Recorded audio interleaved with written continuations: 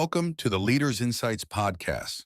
Today's episode, when AI strategy becomes infrastructure, what CDOs must own in 2026. Most CDOs I speak to in 2026 are still running AI as a project portfolio. Your argument is that's already the wrong frame. Why? Because projects have end dates and budgets. Infrastructure doesn't. When JP Morgan Chase talks about AI being embedded in 300-plus use cases across the bank, they're not managing a project list. They're operating a system. The CDO, who's still approving individual AI initiatives one by one, has already lost the plot. So what does it mean in practice to treat AI as infrastructure rather than a set of initiatives? It means the data layer comes first, every time. You can't retrofit a foundation. What I see failing repeatedly is organizations that bought into a model provider, whether that's OpenAI, Mistral, Google, without first answering whether their data is clean, governed, and accessible at the speed AI actually requires. Inference is cheap now. Bad data is still catastrophically expensive. Where does the CDO's decision authority actually sit in 2026?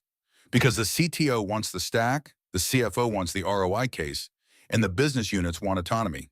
The CDO has to own three things non-negotiably: the data contracts between systems, the governance layer that determines what AI can act on autonomously versus what requires human sign-off, and the metadata strategy. Everything else can be federated. But if you seed those three, you end up with what I'd call shadow AI, business units running models on unverified data, and nobody knows until something breaks publicly. Walmart has been pretty vocal about their federated AI model. Does that hold up as an example of getting this balance right? Partially. Walmart's approach of giving business units model access while centralizing data contracts is directionally correct. But even they've acknowledged, and this came out in their Q1 2026 earnings commentary, that the metadata governance piece lagged the deployment pace. They're now backfilling that. It's a common pattern. Deployment outruns governance, and the CDO spends 18 months cleaning up what could have been designed correctly up front. If a CDO is sitting in a board meeting next week trying to make the case for owning this infrastructure mandate, what's the sharpest argument they can make? Ask the board one question. Which of our competitors would you be comfortable letting write the rules for how we use data?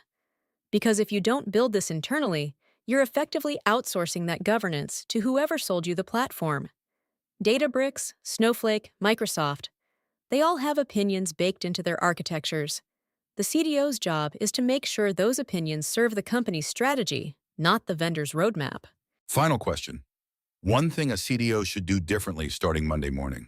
Audit every active AI initiative and ask, what data contract is this running on, and who owns it? If the answer is unclear, shut it down or pause it. Expensive experiments become infrastructure only when the foundation is explicit. Start there. To go further, Leaders Insights offers strategic training programs, diagnostic tools, and an executive self-assessment designed for CMOs, CDOs, CFOs, and leaders aiming for board-level performance. Explore everything at mba-training.com. Thank you for listening to the Leaders Insights podcast. See you tomorrow for another episode.